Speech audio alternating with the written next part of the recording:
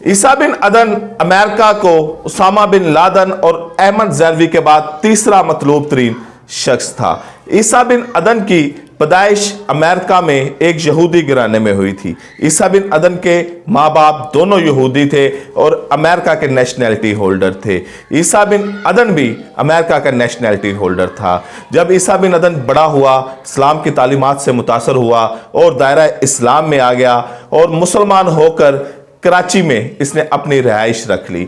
यहाँ पर इसका ताल्लुक उसामा बिन लादन के गिरोह से कुछ लोगों के साथ इसका ताल्लुक बन गया। ये अफगानिस्तान चला गया और उसामा बिन लादन के इतना करीब हो गया कि आप जो उसामा बिन लादन की वीडियो पुरानी देखते होंगे या उस वक्त जो उसामा बिन लादन का पैगाम नशर होता था वो ईसा बिन अदन उसको नशर करता था। यानी कि आप यूं समझ लें कि उसामा बिन लादन का PRO ईसा बिन अदन था।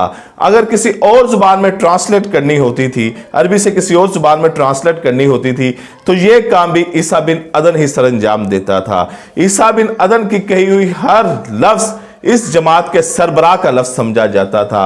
यह पूरी जमात में मकबूल तरीन शख्स था। लेकिन जब अमेरिका में अफगानिस्तान आया तो उस वक्त ईसा बिन अदन कैसे बच गया, कैसे सूरत हाल से वो निकलता रहा, ये वो तरीका है, ये वो बात है जो कौमों के अरूज का राज है, जो कौमों के अरूज की दवाई है। एक दफ़ा ड्रोन पर ईसा बिन अदन निशाने पर आ गया तो ड्रोन ऑपरेटर ने अफगानिस्तान में मौजूद अपने चीफ को बताया कि उस ईसा बिन अदन मेरे निशाने पर हैं, अगर आप कहें तो मैं इनको ड्रोन से हलाक कर दूं। तो चीफ ने कहा नहीं, एक मिनट ठहर जाओ। चीन ने फोन मिलाया अमेरिका में बैठे अपने चीफ को और उसे कहा कि ईसा बिन अदन हमारे निशाने पर है, अगर आप इजाज़त दें तो हम इसको यहाँ पर ही हलाक कर सकते हैं रॉकेट के ज़रिए।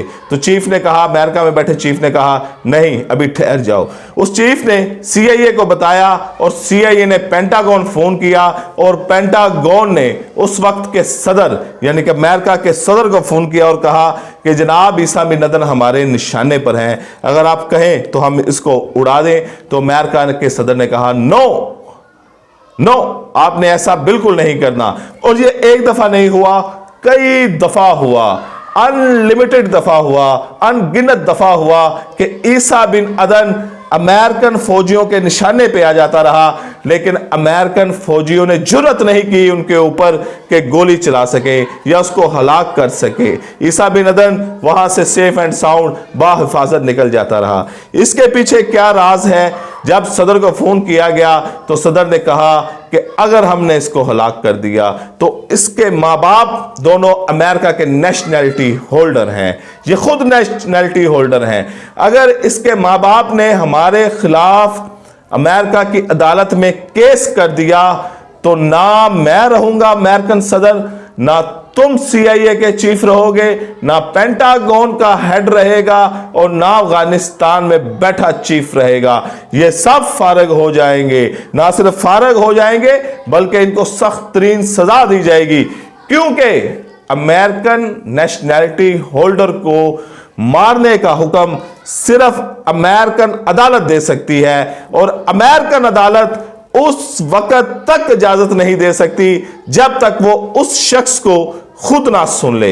यानी कि ईसा बिन अदन को सेफ एंड साउंड पकड़ा जाता बगैर किसी नुकसान के, फिर उसको अमेरिका अदालत में पेश किया जाता, फिर वहां पर केस चलता, तो वहां का जज जो फैसला करता वही इंप्लीमेंट किया जाता, वही फैसला होता। अगर इसके बरक्स ईसा बिन अदन को उड़ा दिया जाता, हलाक कर दिया जाता या उसके साथ कोई कमी पेशी हो जाती तो उसके वालिदैन अदालत में केस कर देते, तो अमेरिकन जज ने एक फैसले से अमेरिका के सदर, CIA के चीफ, पेंटागन के हेड, अफगानिस्तान में बैठे चीफ और उस ड्रोन ऑपरेटर को इतनी सख्त सजा देनी थी कि उन्होंने इबरत का निशान बन जाना था। यह है इंसाफ का खौफ कि जो उस मुल्क के बड़े बड़े ओहदेदारान को भी लर्जा कर देता है।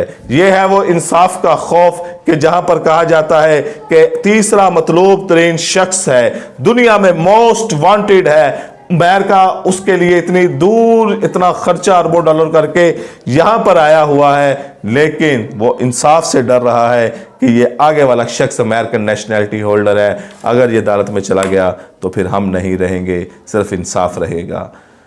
ज़्यादा देर अगली वीडियो तक, अल्लाह हाफिज़।